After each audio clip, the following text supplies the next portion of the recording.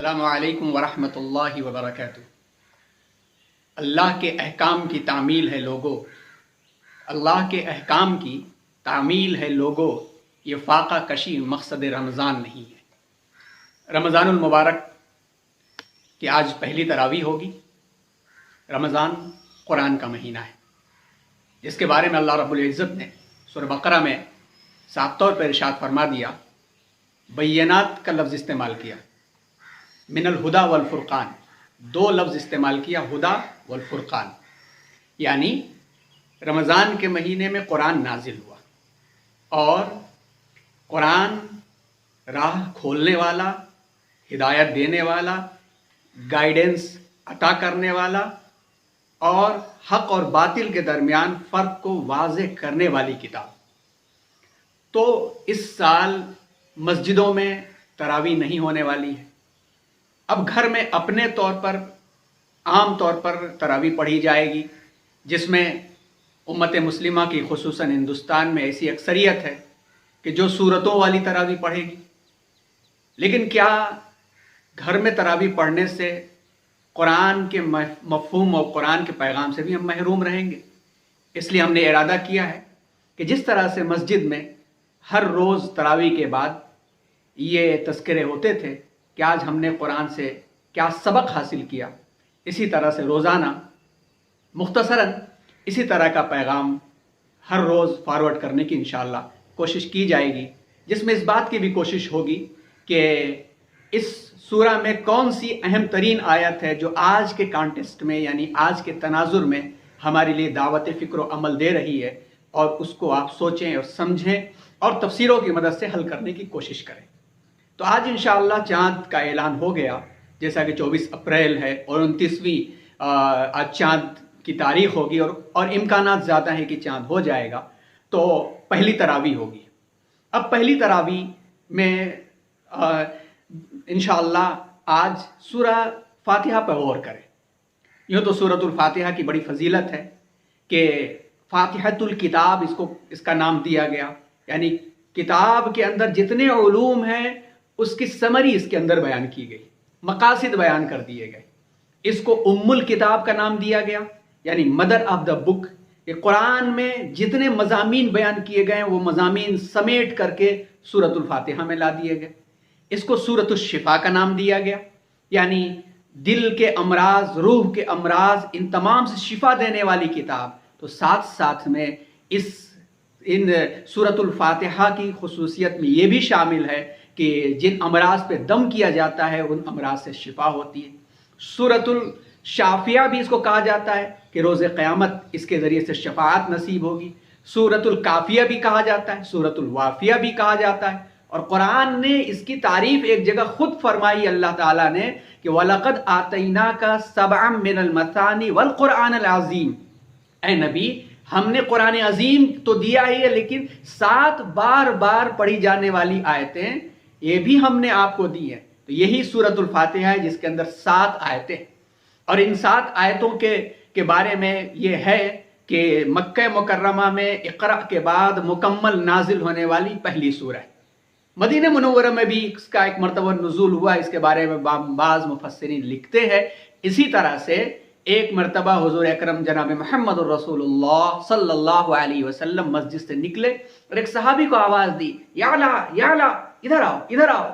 وہ ابو یعلا تشریف لائے اور حضور نے ہاتھ پکڑا اور کہا، معلوم ہے آج ایک سورہ نازل ہوئی ہے جو عرش کے خزانے کے اندر کے حصے سے نازل ہوئی ہے، اور اس کو نازل کرنے کے لیے وہ دروازہ کھلا ہے جو کبھی نہیں کھلا تھا، اور اس میں اس کے بارے میں حدیث قدسی ہے۔ اور آپ جانتے ہیں کہ حدیث قدسی اس روایت کو کہتے ہیں جس میں مفہوم اللہ کی طرف سے ہوتا ہے، زبان نبی کریم صلی اللہ علیہ وسلم کی طرف سے ہوتی ہے۔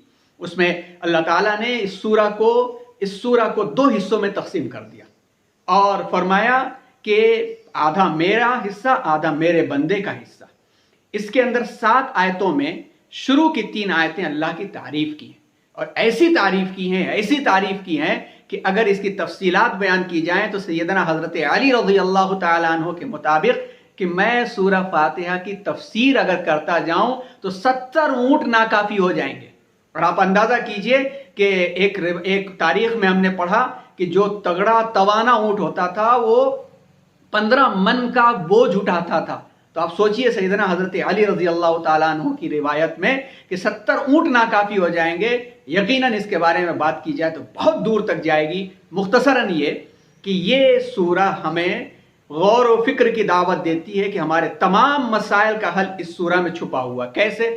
پہلی آیت الحمدللہ رب العالمین، ہر طرح کی، تمام طرح کی، چھوٹی بڑی ہر طرح کی تعریف اللہ کے لیے. اچھائی اللہ کی تعریف، تکلیف پہنچ رہی ہے اللہ کی تعریف. والقدر خیرہ وشرہ من اللہ تعالی، خیر و شر کی تقدیر بھی اللہ نے بنائی ہے. کووڈ-19 سے دنیا جوجھ رہی ہے، مسئلہ ہے، پریشانی ہے، لیکن کیا خیر اللہ نے چھپا رکھا ہے ہمیں نہیں معلوم. اللہ نے جو کچھ رکھا ہے اس پر ہمارا ایمان ہے. ہر طرح کی تعریف اللہ کے لیے. اور کیوں؟ الرحمن الرحیم، رحمان اور رحیم یہ دونوں رحم کے معنی میں استعمال ہوتا ہے، لیکن اس کے اندر مفہوم کی وسعت دیکھیے. رحمان دنیا میں بھی آخرت میں بھی، رحیم مومن پر بھی کافر پر بھی، جس نے مانا اس پر بھی رحم، جس نے نہیں مانا اس پر بھی رحم، ہر ایک پر رحم کرنے والا. اور کیوں اس کی تعریف کی جائے؟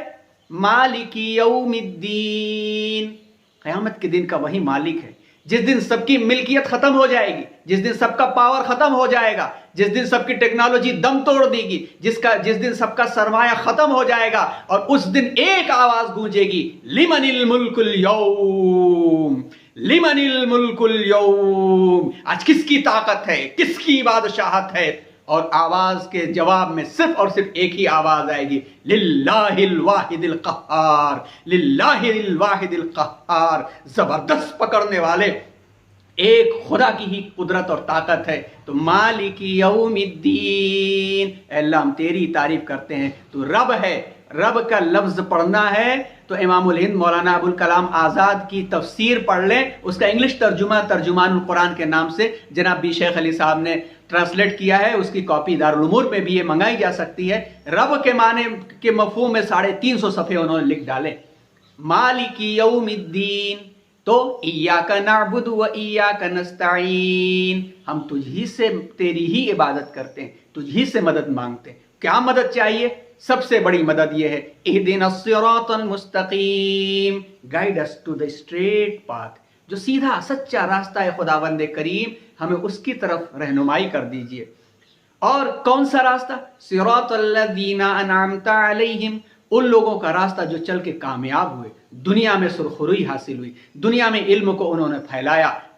نبیوں کا راستہ چاہیے، امام سید الرسول کا راستہ چاہیے، خلفائے راشدین کا راستہ چاہیے، اہل بیت کا راستہ چاہیے، اولیاء اعظام کا راستہ چاہیے، ائمہ کرام کا راستہ چاہیے. ان لوگوں کا راستہ چاہیے جنہوں نے دنیا کو ایسا بنایا کہ علم اور ٹیکنالوجی کے میدان میں وہ چھا گئے اور آخرت میں اولیاء کرام کا انہیں درجہ ملا. وہ راستہ چاہیے. غیر المغضوب علیہم ولا الضالین، ہمیں ان لوگوں کا راستہ نہیں چاہیے جو غرور میں مبتلا ہو کر کے فرعون بن گئے، جو غرور میں مبتلا ہو کے نمرود بن گئے، جو طاقت کے غرور میں مبتلا ہو کر ہٹلر بن گئے، جو طاقت کے غرور میں مبتلا ہو کر آج بھی ظالم بنے ہوئے ہیں. دیکھنے میں کروڑ کی دولتیں ہیں مگر اندر سے وہ خالی ہیں.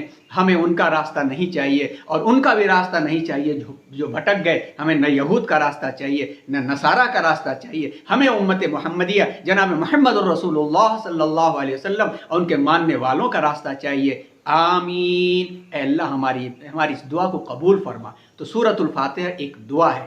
آئیے پہلی تراویح میں اس سورہ پر غور کرنے کی کوشش کریں اور کل اہدنا الصراط المستقیم کے لفظ پر غور کریں کہ ہمارے اندر کی بیماریوں سے ہم کیسے سیدھے سچے راستے کو حاصل کر کے نکل سکتے ہیں. باہر کی بیماری، سوسائٹی کی بیماری، اس لفظ پر غور کر کے اس سورہ کی تفسیر جہاں بھی مل سکے آپ اسے پڑھنے کی کوشش کریں اور پہلی تراویح کو اس طرح سے گزاریں. انشاءاللہ کل سورۃ البقرہ میں خصوصی طور پر پہلے پارے کی خصوصیات اور پہلے پارے کی تلخیص بیان کرنے کی آپ کے سامنے کوشش کی جائے گی. اللہ رب العزت سے دعا کریں کہ اللہ اپنے کلام کی نسبت سے ہم سب کو کلام سے اس طرح سے جوڑ لے کہ گویا محسوس ہو کہ صاحب کلام ہم سے ہم کلام ہے، کہ تیرے ضمیر پہ جب تک نہ ہو نزول کتاب گرہ کشا ہے، نہ راضی نہ صاحب کشاف. دعا کی درخواست کے ساتھ رخصت لیتے ہیں. محمد حاذق، السلام علیکم ورحمۃ اللہ وبرکاتہ.